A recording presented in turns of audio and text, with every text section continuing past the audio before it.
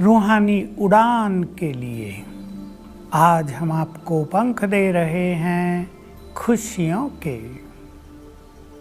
हमें अपार खुशी में रहना है। कई लोग जब फ़ोन करते हैं तो पहला ही वाक्य बोलते हैं, भाई जी मैं बहुत परेशान हूँ। मुझे ये बात सुन के हंसी भी आ जाती है। बहुत लोगों के ऐसे फ़ोन आते हैं और ये फ़ोन मात्र शक्ति के ज़्यादा होते हैं। शिव बाबा ने तो हमें याद दिलाया, ये शब्द अपनी डिक्शनरी से निकाल दो। तुम अपनी शान में रहो तो परेशान होंगे ही नहीं। कोई तुम्हें परेशान करने की सामर्थ्य रखता ही नहीं। तुम तो बहुत महान हो। तुम्हें तो भगवान ने शक्तियाँ दी हैं, नया जीवन दिया है। तुम क्यों परेशान हो तुम्हारे दुश्मन। तुम्हें तो खुशियों में डांस करना चाहिए। कैसे परेशान होते हैं लोग। कई बार कंपटीशन दे लिया, सफल ही नहीं हो रहे। पति बार बार बुरे वचन बोलता है। इस जीवन में मुझे कहीं भी सम्मान नहीं मिला। मेरे अफेयर भी फेल होते रहे। हर जगह समस्याओं का सामना करना पड़ता है। अगर प्यार करते भगवान से तो सबका प्यार मिलता। कई लोग सोच सोच कर ज़्यादा परेशान होते हैं। यद्यपि परेशानियों के कुछ कारण भी हैं। किसी से बार बार दुर्व्यवहार होता रहे, कोई बार बार फेलियर होता रहे, किसी को कहीं भी सफलता न मिले, धन का भी अभाव हो जाए, कर्ज में मनुष्य डूब जाए, कोई भी साथ न दे, लोग बुरा बुरा बोलते रहें। कईयों को ऐसा लोग बोलते हैं, जब से तुम आई है हमारे घर में सब कुछ खेल बिगड़ गया। तुम तो जहाँ भी जाओगी वहाँ सत्यानाश ही करोगी।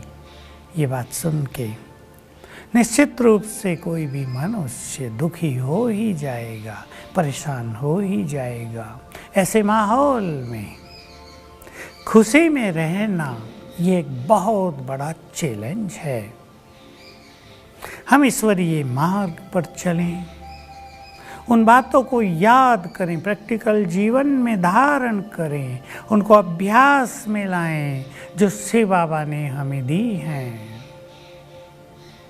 एक को उसका पति बार बार यही कहता था, तुम बड़ी बदनसीब हो। जब से मेरे घर में आई मेरे नसीब फूट गए। और वो 7 साल से सुनती आ रही थी। निश्चित रूप से उदास हो गई, बहुत उदास। उदासी के कारण शांति और खुशी की खोज करने लगी। पहुंच गई ब्रह्मा कुमारी के पास, मिलने लगी खुशी, आ गई शांति। मुझसे पूछा मैं क्या करूं, वो तो बोलना ही नहीं छोड़ता। बार बार बोलता है, दिन में 2-4 बार बोल ही देता है। मैंने उसे कहा, अब तुम शिव बाबा के महावाक्य सुनती हो, उसमें बाबा क्या कहते हैं तुम्हें रोज, तुम पद्मा पदम भाग्यवान हो, कहते हैं या नहीं। उसने कहा हाँ। तो जब भी वो कहे तुम बड़ी बदनसीब हो, तुम उसकी बात पे ध्यान न देकर भगवान की बात पे ध्यान देना। मेरे जैसा खुश नसीब कोई नहीं, भगवान हो आज। और मुस्कुराती रहना। उसने ये काम शुरू कर दिया, पति तंग हो गया और कहना छोड़ दिया। कहने लगा, इन ब्रह्मा कुमारियों ने तुम पे जादू कर दिया, अब तुम परेशान नहीं रहती हो। उसने कहा, मैं क्यों परेशान रहूं, मुझे भगवान ने सच्ची शान दे दी है। हम अपने से बातें करें। ये बातें तो बहुत छोटी हैं, हमारी खुशी तो बहुत बड़ी है। छोटी छोटी बातों के कारण हम अपनी अनमोल खुशी को गंवा नहीं सकते। जो बातें हैं, जो दूसरों के कटु वचन हैं, उनका तो कोई मोल ही नहीं। वो तो गंदी चीज़ें हैं, वेस्ट चीज़ें हैं। वेस्ट चीज़ों का क्या मोल होता है, कूड़े करकट में पड़ी रहती हैं। फेंक दो उनकी बातों को कूड़े करकट में, और शिव बाबा की अच्छी बातें याद रखो, तो खुशी में छलांग मारते रहेंगे। दूसरों के शब्द निष्प्रभावी हो जाएंगे और आप अपनी मस्ती में मस्त रहने लगेंगे। समस्या एक के बाद दूसरी आ रही है। अच्छे अच्छे महावीर भी धराशायी हो सकते हैं। एक विघन गया तो दूसरा आ गया, दूसरे ने बहुत कष्ट दिया, मुश्किल से निकला तो तीसरा आ गया।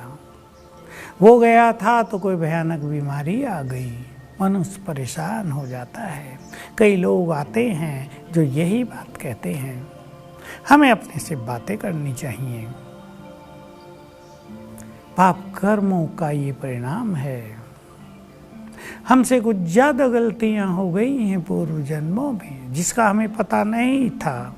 अज्ञानवश हमने बहुतों को सता दिया होगा। वासनाएं हमारे अंदर बहुत रही होंगी।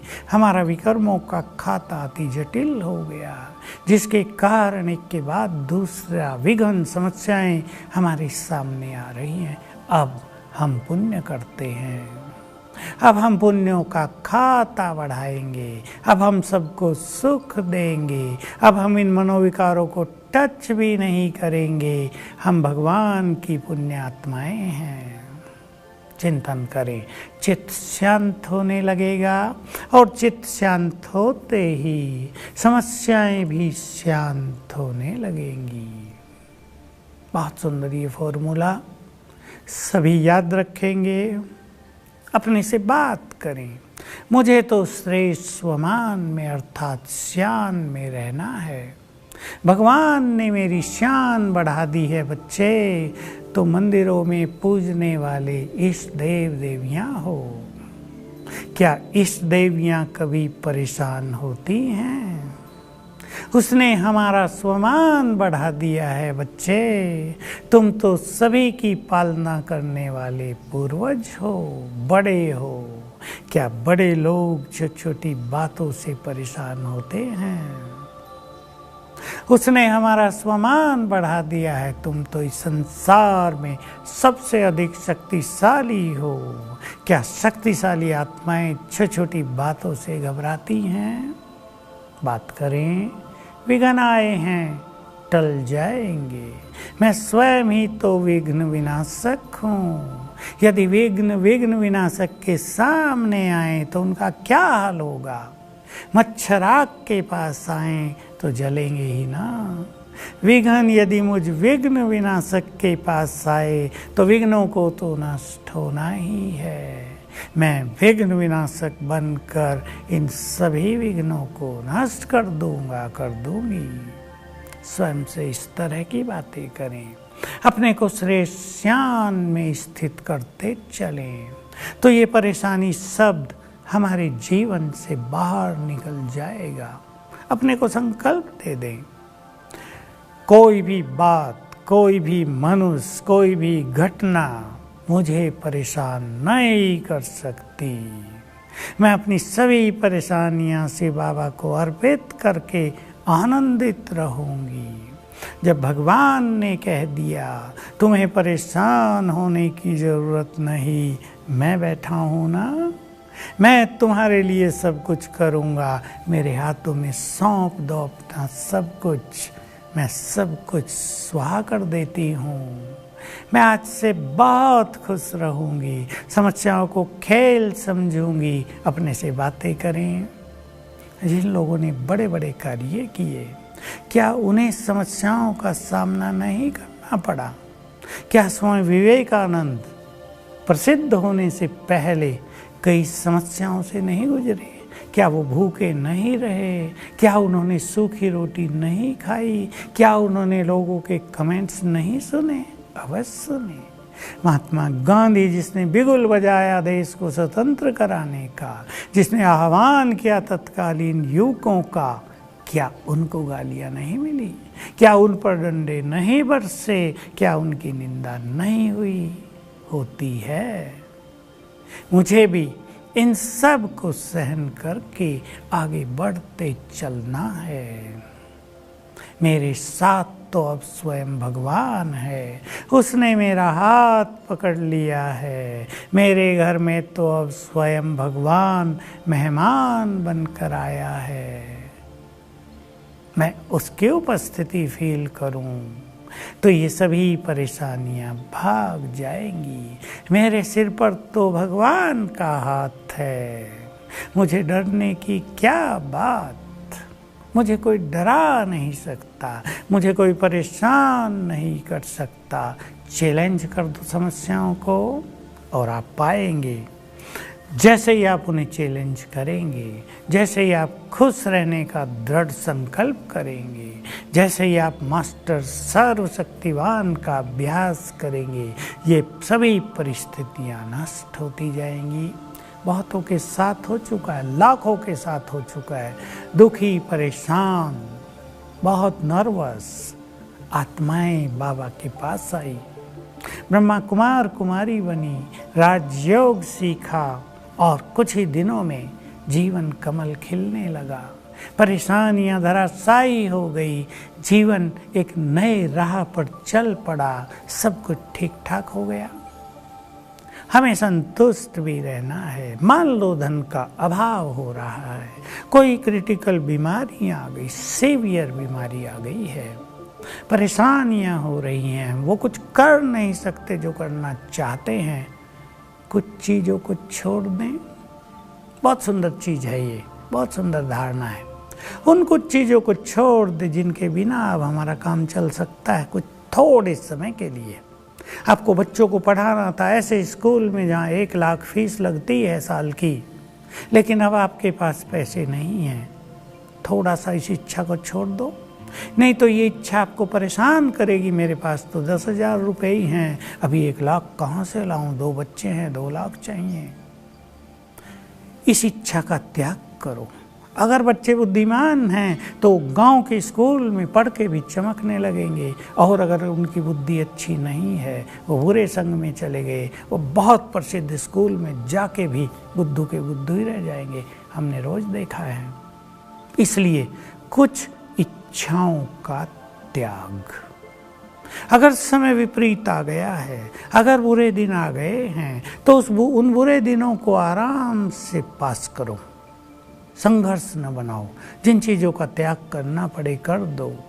बहुत सुंदर भोजन खाते थे, अब दाल और रोटी खा रहे हैं, आनंद लो उसका।